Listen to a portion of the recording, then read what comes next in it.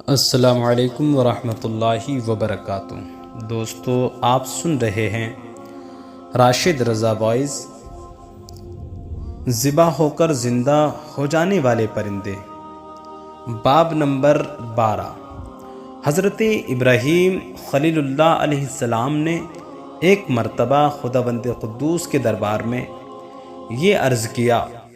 کہ یا اللہ، تو مجھے دکھا دے کہ تو مردوں کو کس طرح زندہ فرمائے گا۔ تو اللہ تعالیٰ نے فرمایا کہ اے ابراہیم، کیا اس پر تمہارا ایمان نہیں ہے؟ تو آپ نے عرض کیا کہ کیوں نہیں، میں اس پر ایمان تو رکھتا ہوں، لیکن میری تمنا یہ ہے کہ اس منظر کو اپنی آنکھوں سے دیکھ لوں تاکہ میرے دل کو قرار آ جائے۔ تو اللہ تعالیٰ نے فرمایا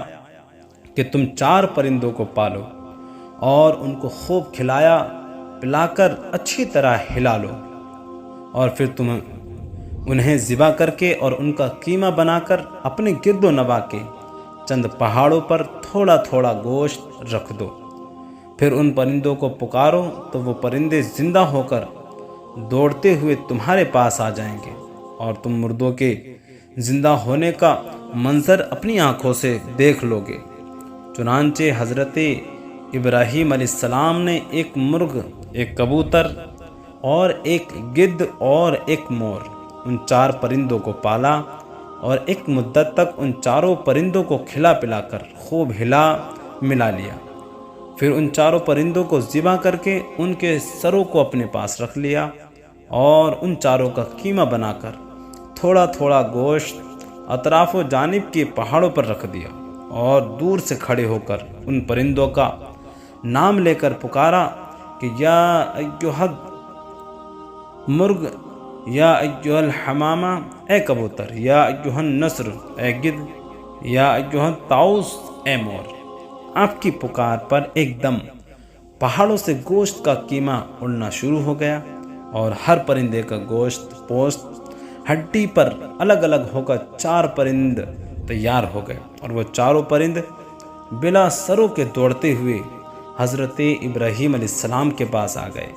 اور اپنے سروں سے جڑ کر دانہ چگنے لگے اور اپنی اپنی بولیاں بولنے لگے، اور حضرت ابراہیم علیہ السلام نے اپنی آنکھوں سے مردوں کے زندہ ہونے کا منظر دیکھ لیا، اور ان کے دل کو اطمینان و قرار مل گیا۔ اس واقعے کا ذکر خداوند کریم نے قرآن مجید کی سورہ بقرہ میں ان لفظوں کے ساتھ بیان فرمایا ہے کہ جس کا مفہوم ہے، اور جب عرض کی ابراہیم نے اے رب میرے، مجھے دکھا دے تو مردے جلائے گا، فرمایا کیا تجھے یقین نہیں؟ عرض کی یقین کیوں نہیں، مگر یہ چاہتا ہوں کہ میرے دل کو قرار آ جائے۔ فرمایا تو اچھا، 4 پرندے لے کر اپنے ساتھ ہلا لے، پھر ان کا ایک ایک ٹکڑا ہر پہاڑ پر رکھ دے، اور پھر انہیں بلا، وہ تیرے پاس چلے آئیں گے پاؤں سے دوڑتے، اور جان رکھ کہ اللہ غالب اور حکمت والا ہے۔ تو اس واقعے سے مذکورہ بالآخر قرآنی واقعے سے مندرجہ ذیل مسائل پر خاص طور سے روشنی پڑتی ہے، ان کو بغور پڑھیے اور ہدایت کا نور حاصل کیجیے اور سنیے، دوسروں کو بھی روشنی دکھائیے۔ مردوں کا پکارنا، 4 پرندوں کا قیمہ بنا کر حضرت ابراہیم علیہ السلام نے پہاڑوں پر رکھ دیا، تو پھر اللہ تعالیٰ کا حکم ہوا کہ ثم ادعوہن، یعنی ان مردہ پرندوں کو پکارو۔ چنانچہ آپ نے 4 کو نام لے کر پکارا، تو اس سے یہ مسئلہ ثابت ہو گیا کہ مردوں کو پکارنا شرک نہیں ہے، کیونکہ جب مردوں پرندوں کو اللہ تعالیٰ نے پکارنے کا حکم فرمایا اور ایک جلیل و قدر پیغمبر نے ان مردوں کو پکارا، تو ہرگز یہ شرک نہیں ہو سکتا، کیونکہ خداوند کریم کبھی بھی کسی کو شرک کا حکم نہیں دے گا، نہ کوئی نبی ہرگز کبھی شرک کا کام کر سکتا ہے۔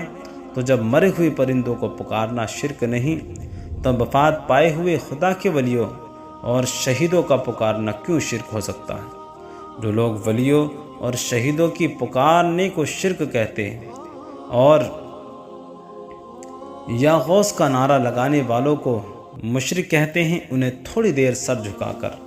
سوچنا چاہیے کہ اس قرآنی واقعے کی روشنی میں انہیں ہدایت کا نور نظر آیا، اور وہ اہل سنت کے طریقے پر صراط مستقیم کے شاہراہ پر چل پڑیں، واللہ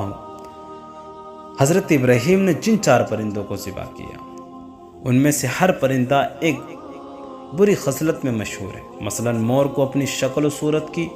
خوبصورتی پر گھمنڈ رہتا ہے، اور مرغ میں کثرت شہوت کی بری خصلت ہے،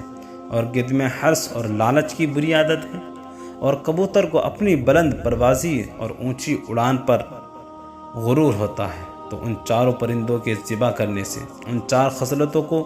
ذبح کرنے کی طرف اشارہ ہے کہ 4 پرندے ذبح کیے گئے تو حضرت ابراہیم کو مردوں کے زندہ ہونے کا منظر نظر آیا، اور ان کے دل میں نور و اطمینان کی تجلی ہوئی، جس کی بدولت انہیں نفس مطمئنہ کی دولت مل گئی۔ تو جو شخص یہ چاہتا ہے کہ اس کا دل زندہ ہو جائے اور اس کو نفس مطمئنہ کی دولت نصیب ہو جائے، تو اس کو چاہیے کہ مرغ ذبح کرے، یعنی اپنی شہوت پر چھری پھیر دے، اور مور کو ذبح کرے، یعنی اپنی شکل و صورت اور لباس کے گھمنڈ کو ذبح کر ڈالے، اور گدھ کو ذبح کرے، یعنی حرص اور لالچ کا گلا کاٹ ڈالے، اور کبوتر کو ذبح کرے، یعنی اپنی بلند پروازی اور اونچے مرتبے کے غرور اور نہو پر چھری چلا دے۔ اور اگر کوئی ان 4 بری خصلتوں کو ذبح کر ڈالے گا تو انشاءاللہ وہ اپنے دل کے زندہ ہونے کا منظر اپنی آنکھوں سے دیکھ لے گا، اور اس کو نفس مطمئنہ کی سرفرازی کا شرف حاصل ہو جائے گا۔ واللہ تعالی عالم۔ تو دوستو یہ تھا باب نمبر 12۔ آپ حضرات کو اگر پسند آیا تو ہمارے چینل کو سبسکرائب کر کے بیل آئیکن کو ضرور دبا دیں۔